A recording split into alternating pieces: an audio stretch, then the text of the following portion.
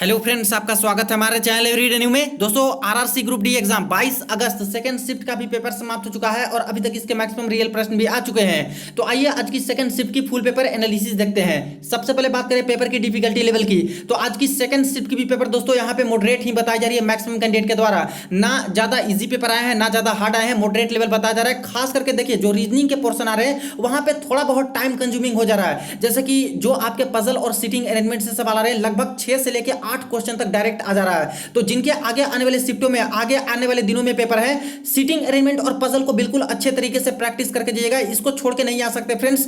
6 से 8 क्वेश्चन बहुत मायने रखता है, आपके रैंक डिसाइड भी ये कर सकते हैं। तो ये सवाल के चलते दोस्तों थोड़ा सा मॉडरेट हो जा रहा है, टाइम नहीं मिल पा रहे हैं छात्रों को। इसके बाद मैथमेटिक्स की बात करें तो मैथमेटिक्स में दोस्तों कोई जान नहीं था। यहाँ पे छात्र कहने हैं कि लगभग सारे क्वेश्चन करने लायक थे, हालांकि 2 से 3 क्वेश्चन थोड़ा सा डिफिकल्ट बना दिया गया था, जिसमें समय लग रहे थे आंसर निकालने में, कैलकुलेटिव थे।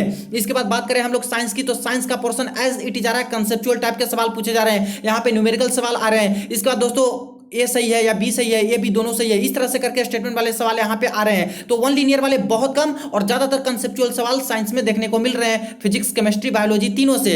इसके बाद बात करें जनरल अवेयरनेस करंट अफेयर की, तो करंट अफेयर में ध्यान दीजिएगा दोस्तों, मैक्सिमम आप लोग 2022 का ही करंट अफेयर पढ़ के जाइएगा। 2022 से बहुत सवाल आज सेकंड शिफ्ट में आए हैं, फर्स्ट शिफ्ट में भी काफी आ रहे हैं। और देखिए दोस्तों, 2021 से भी कुछ कुछ सवाल आ रहा है, 2020 से बहुत कम आ रहा है, तो 2020 को इग्नोर कीजिए, 2022 का मैक्सिमम पढ़ के जाइए फ्रेंड्स। और लेटेस्ट भी यहाँ पे अभी आना शुरू हो चुका है, मार्च अप्रैल मई तक का भी आना शुरू हो चुका है। बाकी स्टैटिक जी के वाले तो आ ही रहे हैं। अटेंडेंस की बात करें तो अटेंडेंस बहुत कम रही है सेकंड शिफ्ट में। जितने छात्र से मैंने बातचीत की है, कई सेंटर पे दोस्तों यहाँ पे 40% के आसपास अटेंडेंस बता जा रहे हैं। जहां पे 75 छात्र को एकोमोडेशन है, वहां पे 32 छात्र पहुंच रहे हैं, वहां पे 28 छात्र पहुंच रहे हैं। तो काफी कम अटेंडेंस देखने को मिले, 40 से 45% के आसपास बताए जा रहे हैं। अटेम्प्ट की बात कर ले तो कोई छात्र यहाँ पे 66 अटेम्प्ट किए हैं, कोई छात्र 82 अटेम्प्ट किए हैं, किन्हीं ने यहाँ पे 76 अटेम्प्ट किए हैं, 75 अटेम्प्ट किए हैं। जिन छात्रों ने रिस्क लिए हैं वो यहाँ पे 85 प्लस भी किए हैं, और कुछ कैटेगरी वाले छात्र हैं तो कम कम भी अटेम्प्ट यहाँ पे किए हैं। तो आइए दोस्तों, आज की सेकंड शिफ्ट के सारे क्वेश्चन हम लोग देख लेते हैं।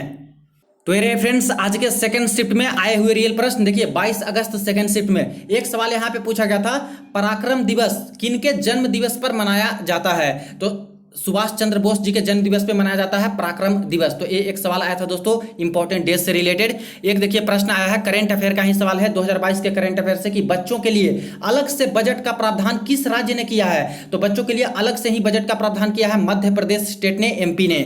एक देखिए यहाँ पे प्रश्न आया है दोस्तों आपके लाइट वाले टॉपिक से, जो कि न्यूमेरिकल प्रश्न है आपके फिजिक्स से। देखिए, 2 लेंस की पावर -3 डायोप्टर और 5 डायोप्टर दी गई है, तो फोकल लेंथ कितनी होगी? अब देखिए, 2 अगर पावर दिया रहे लेंस का, तो पहले तो इफेक्टिव पावर निकालते हैं जोड़ के कि टोटल कितना पावर हुआ। तो पावर का यहाँ पे फॉर्मूला होता है P1 + P2, इस तरह से करके जोड़ देंगे, यानी -3 + 5 कितना हो जाएगा? 2 आ गया। तो मेरा पावर कितना आ गया? 2 आ गया। अब पूछा गया कि फोकल लेंथ कितना हो गया, तो पावर बराबर होता है 1/, फोकल लेंथ, ये फॉर्मूला होता है मीटर में, तो यहाँ पे निकालेंगे, इसीलिए फोकल लेंथ बराबर कितना हो जाएगा? 1/, पावर, तो 1/, और 2 मेरा पावर आया है तो 2, तो कितना आ गया? 1/2 आ गया। लेकिन आंसर में दिया था दोस्तों सेंटीमीटर में करके, तो 1/2 कितना आएगा? यहाँ पे सेंटीमीटर में कन्वर्ट करेंगे तो 100 से मल्टीप्लाई करेंगे, यानी कि 50 सेंटीमीटर फोकल लेंथ यहाँ पे हमारा आंसर आ जाएगा। तो इस तरह से आपको बनाने थे, तो ज्यादा हार्ड नहीं था दोस्तों, फॉर्मूला जिनको याद था वो यहाँ पे बना दिए होंगे। नेक्स्ट देखिए, एक सवाल आया था, radius of curvature R -20 centimetre दिया है, तो फोकल लेंथ कितनी होगी? अब देखिए 18 तारीख का फर्स्ट या सेकंड शिफ्ट में यह सवाल पूछा गया था कि F बराबर जो होता है R/2, इस पे सवाल पूछे गए थे उस दिन भी। और आज देखिए फिर से उसी तरह का न्यूमेरिकल पूछा है कि R दिया था और फोकल लेंथ यहाँ पे पूछ ली गई थी। तो F बराबर होता है R/2। R कितना दिया है? -20, तो डिवाइड करेंगे 2 से, तो यानी कट के हो जाएगा 10, यानी कि हो गया फोकल लेंथ मेरा 10 सेंटीमीटर आंसर। तो देखिए इस तरह का सवाल आया है न्यूमेरिकल से। एक देखिए बायोलॉजी का प्रश्न आया है कि स्लाइडेन तथा स्वान की कोशिका विज्ञान किताब में किसका वर्णन नहीं किया गया है? तो इनके द्वारा जो कोशिका विज्ञान की बुक लिखी गई थी, इसमें किसके बारे में नहीं बताया गया है? पादप यानी प्लांट, इसके बारे में बताया गया, जंतु के बारे में बताया गया है, कवक फंजाई के बारे में बताया गया, लेकिन विषाणु जो वायरस होते हैं इसके बारे में कोई जिक्र नहीं किया गया था। तो जो वायरस टिक लगा के हैं उनका यहाँ पे सही हो जाएगा। देखिए फ्रेंड्स, नेक्स्ट एक सवाल आया है, फ्लोएम, पौधे में जो फ्लोएम होता है उसका कार्य क्या होता है। तो देखिए यहाँ पे ऑप्शन दिया गया था कि पोषक तत्व न्यूट्रिएंट्स जो होते हैं उसको ले जाने का काम करता है, ट्रांसपोर्टेशन का। तो पौधों में पोषक तत्व एक जगह से दूसरी जगह पे ले जाता है फ्लोएम। तो ये भी देखिए एक सवाल बायोलॉजी का आया है। एक देखिए यहाँ पे लेटेस्ट सवाल आया दोस्तों, जो कि कॉमनवेल्थ गेम्स अभी हुए हैं उससे रिलेटेड। तो जितने भी छात्र हैं कॉमनवेल्थ गेम्स में आप सारे कुछ पढ़ लीजिएगा, आप लोग कौन कितना मेडल जीता, कितना गोल्ड जीता, ये सारा कुछ दोस्तों अब आने वाला है, क्योंकि कॉमनवेल्थ को ये लोग टच कर दिए हैं। अब बर्मिंघम कॉमनवेल्थ गेम्स में इंडिया के तरफ से ओपनिंग सेरेमनी में फ्लैग बियरर ध्वजवाहक कौन थी। तो पीवी सिंधु इसका करेक्ट आंसर हो जाएगा। तो अच्छे से आप लोग देख लीजिएगा कॉमनवेल्थ गेम्स, उससे सवाल आगे भी बनेंगे। देखिए एक सवाल यहाँ पे दोस्तों चर्च से रिलेटेड आया था, और आपको मैंने बताया था 18 तारीख के पेपर में पूछा गया था 4 चर्च देखिए उसके मिलाने के बारे में, कि मिलान कीजिए कि कौन सा चर्च किस स्टेट में है। तो देखिए फ्रेंड्स रिपीट हुआ है ये चर्च, संत थॉमस बेसिलिका जो चर्च है वो कहां पे स्थित है। तो ये डायरेक्ट पूछ लिया गया है, तो तमिलनाडु राज्य में स्थित है। तो देखिए एनालिसिस का कितना फायदा होता है, यहाँ पे 17-18 को ही पेपर हुए हैं और आज 22 को हो रहे हैं। तो यहाँ पे उसी दिन का पेपर दोस्तों रिपीट हो रहे हैं, कई सारे क्वेश्चन रिपीट हो जा रहे हैं। इसलिए आप लोग अच्छे तरीके से प्रिपेयर कीजिएगा एनालिसिस देखने के बाद, और इससे रिलेटेड जो जो टॉपिक है उसको भी जरूर पढ़ के जाइएगा, जरूर फायदा मिलेगा। नेक्स्ट देखिए एक यहाँ पे सवाल आया है, 2022 क्रिकेट अंडर 19 वर्ल्ड कप में भारत ने फाइनल में किसे हरा दिया। तो 2022 वाला जो अंडर 19 वर्ल्ड कप हुआ उसमें इंग्लैंड को भारत ने हरा दिया है। नेक्स्ट एक सवाल है दोस्तों बांध से रिलेटेड, और 18 तारीख के शिफ्ट में भी एक सवाल बांध डैम से रिलेटेड स्टेटमेंट आया था। तो नॉर्मल स्टेटमेंट है, देख लीजिए, डैम बांध के संरक्षण के समय क्या चीज नहीं देखी जाती है। इकोनॉमिकल चीजें, साइकोलॉजिकल चीजें, पर्यावरण वाली चीजें यानी इन्वायरमेंट से, और सामाजिक तत्व वाली। तो देखिए इकोनॉमिकल की बात करें तो इकोनॉमिकल के बारे में देखी जाती है, क्योंकि डैम बनाना इतना आसान नहीं होता, बहुत सारी चीजें हैं जो बहुत सारे पैसे खर्च होते हैं, तो इकोनॉमिकल चीजें तो देखी जाती है। साइकोलॉजिकल की बात करें तो इसको अभी हम लोग छोड़ देते हैं। पर्यावरण को जरूर ध्यान में रखा जाता है कि किस जगह पे डैम बनाया जा रहा है। इसके बाद सामाजिक तत्व, वहां पे किस तरह के लोग रहते हैं, डैम जहां बन रहे हैं वहां पे आदमी रहते हैं या फिर नहीं, कोई विलेज गाँव ये सारा है कि नहीं, तो इस चीज को भी देखा जाता है। लेकिन साइकोलॉजिकल की बात करें तो ये सारी चीजें नहीं देखी जाती साइकोलॉजिकल वाली। तो ये इसका एप्रोप्रिएट आंसर होगा, करेक्ट आंसर होगा साइकोलॉजिकल। नेक्स्ट देखिए एक सवाल आया है, नियुक्ति से रिलेटेड सवाल आया है फ्रेंड्स, कि 15वें वित्त आयोग के अध्यक्ष कौन है। तो 15th जो फाइनेंस कमीशन है वो कौन है, एनके सिंह हो जाएंगे करेक्ट आंसर।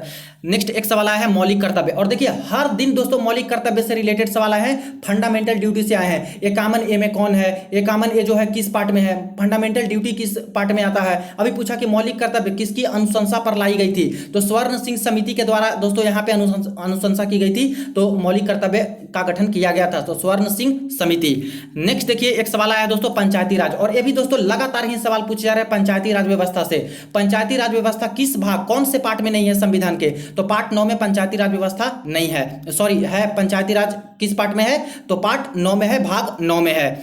नेक्स्ट देखिए यहाँ पे एक सवाल आया है, कन्वेक्स लेंस यानी कि जो उत्तल लेंस होती है उसका डायग्राम दे दिया गया था, कोई पिक्चर बना दिया गया होगा फ्रेंड्स यहाँ पे कन्वेक्स लेंस का, और रे यहाँ पे पास कर रहा होगा। इसके बाद पूछ दिया कि रिफ्रैक्टिव एंगल कितना होगा। अब इमेज बनेगी जब दो यहाँ पे कम से कम रेखा जो कट करती है वहां पे इमेज बन जाता है, यानी कि प्रतिबिंब बनते हैं। तो वहां पे एंगल पूछ ली गई कि रिफ्रैक्टिव एंगल कितना होगा, 45 डिग्री, 60 डिग्री, 30 डिग्री, इस तरह से करके दिए थे। तो वहां पे आपको बनाना था फ्रेंड्स। तो ये देखिए आपके फिजिक्स से आए हैं, खास करके प्रकाश वाले टॉपिक है, जो ऑप्टिक्स वाले टॉपिक है, लाइट वाले, वहां से बहुत सवाल आ रहा है। देखिए नेक्स्ट एक सवाल आया है कि जियोमॉर्फोलॉजी किससे संबंधित है। तो जियोमॉर्फोलॉजी है जो कि भू आकृति विज्ञान से संबंधित है।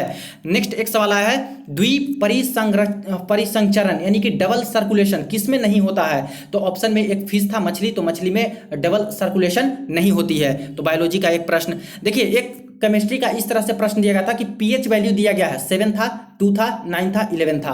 इसके बाद पूछा गया कि H+ आयन बढ़ते क्रम में सजाएं। अब देखिए कितना कंसेप्चुअल सवाल पूछा गया है, बिल्कुल इजी नहीं है। जैसे जिनको पता होगा कि H+ आयन कौन जनरेट करता है उसके अकॉर्डिंग ये छात्र बना सकते हैं। जैसे अगर पीएच वैल्यू की मानकर बात करें तो 7 पे न्यूट्रल होता है, इसके पीछे जो होते हैं 1 2 3 4 5 6 ये एसिड होते हैं, और 7 के बाद सारे कुछ बेस होते हैं। अब एसिड का प्रॉपर्टी होता है कि वाटर में घुल के H+ आयन देता है। तो एसिड होगा जहां पे H का मात्रा ज्यादा होगा, और बेस होंगे उनके पास H की मात्रा बहुत कम होगी। तो यहाँ पे देखेंगे तो 11 है जो कि बेस है, तो इसका मात्रा तो H+ का कम होगा। तो यहाँ पे बोला गया है अवरोही क्या बोला, बढ़ते क्रम में, यानी बढ़ते क्रम में बोला गया है कि H प्लस आयन बढ़ते क्रम में, तो सबसे कम H प्लस आयन किस में पाया जाएगा, जो बेस होगा यानी 11, तो 11 वाला पहले आएगा। इसके बाद बेस कौन है, तो 9 वाला है, तो 9 भी बेस है, तो यहाँ भी H आयन कम होगा। इसके बाद 7 आ जाएगा न्यूट्रल वाला, और लास्ट में 2 आ जाएगा एसिड वाला, जहाँ पे सबसे ज्यादा H प्लस आयन देगा।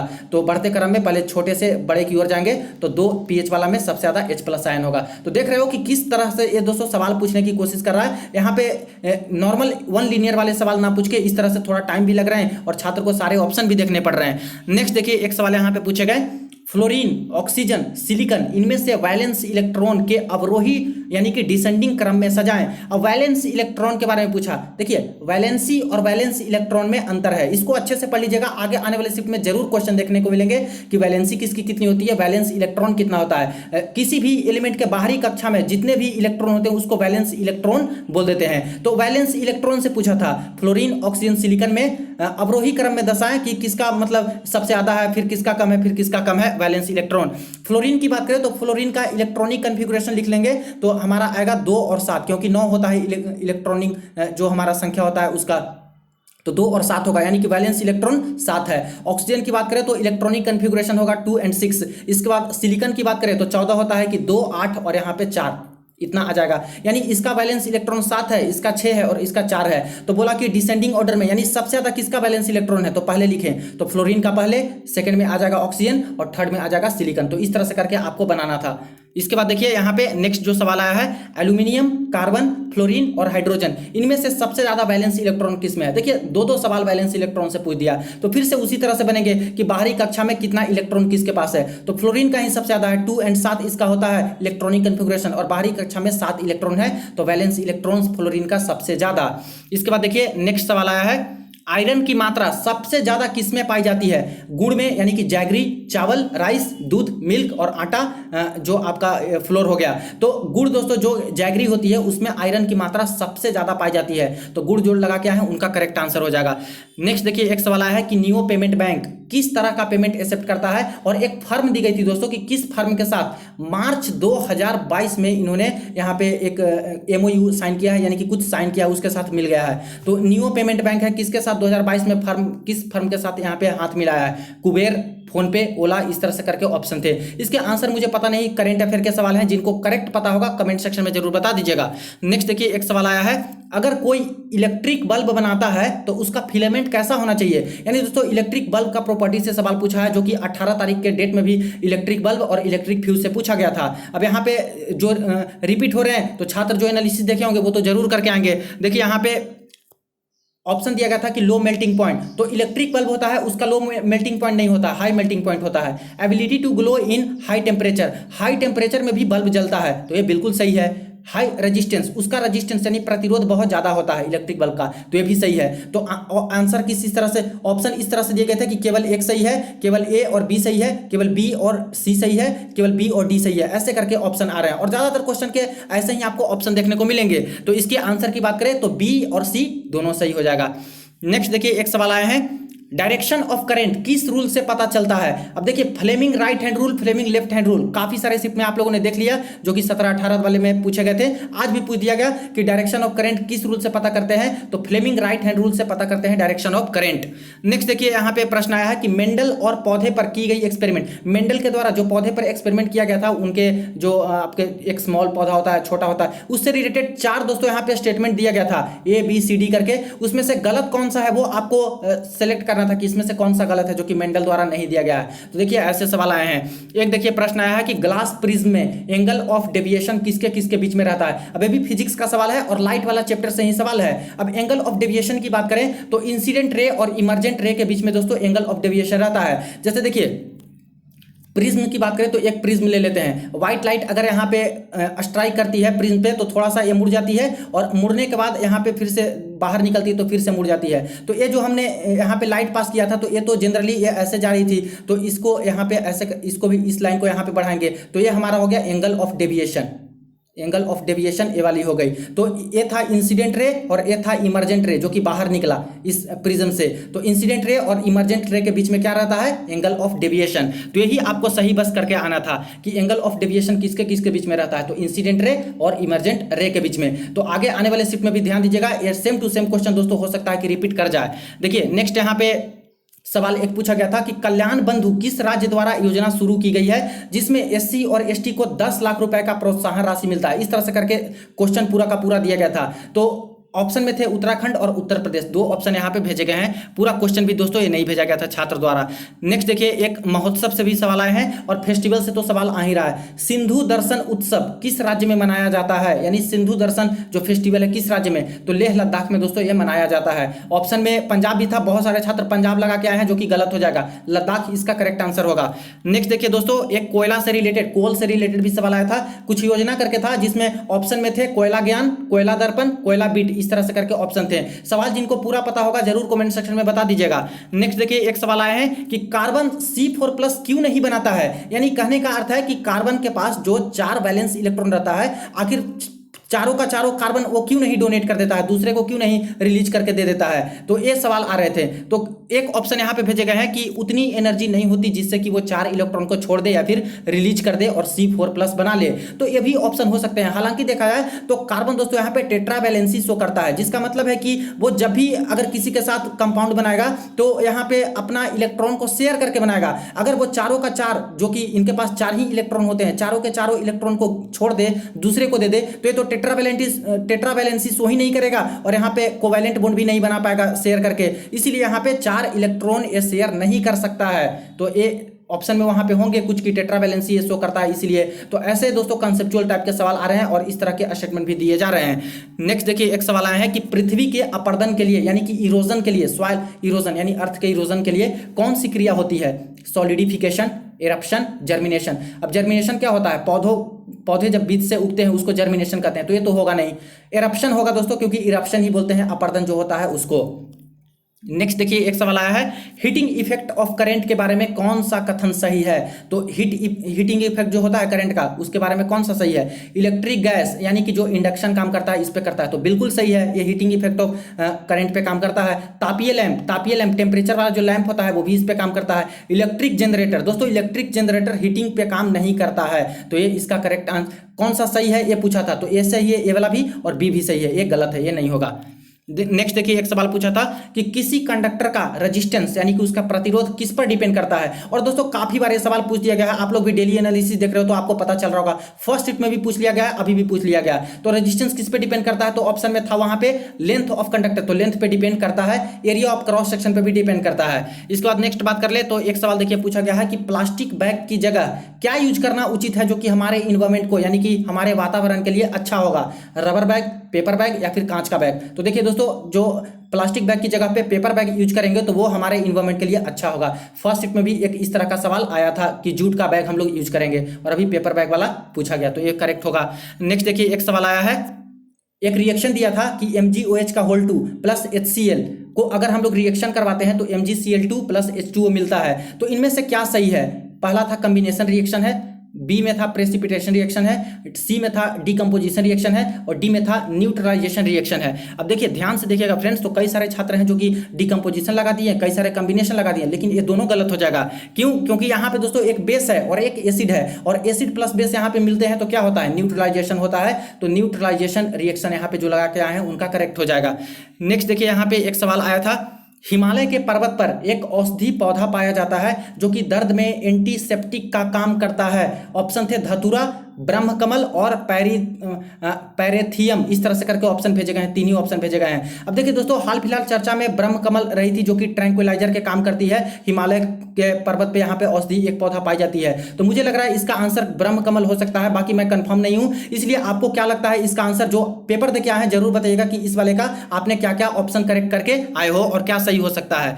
नेक्स्ट देखिए एक सवाल यहाँ पे पूछा गया है, गोंड और गोंड जनजाति से संबंधित उत्थान के लिए संशोधन किया गया है किस राज्य से वो संबंधित है, यानी कहने का अर्थ है कि किस राज्य के गोंड और गोंड जनजाति से संबंधित के लिए उत्थान के लिए संशोधन किया गया है, उत्तर प्रदेश के गोंड जनजाति के लिए या फिर मध्य प्रदेश के गोंड जनजाति के लिए या फिर मणिपुर के गोंड जनजाति के लिए। तो इसके अकॉर्डिंग लग रहा है फ्रेंड्स कि मध्य प्रदेश हो सकते हैं, बाकी आप लोग बताइएगा क्योंकि 3 ही ऑप्शन भेजे गए हैं, फोर्थ वाला ऑप्शन नहीं भेजा गया है।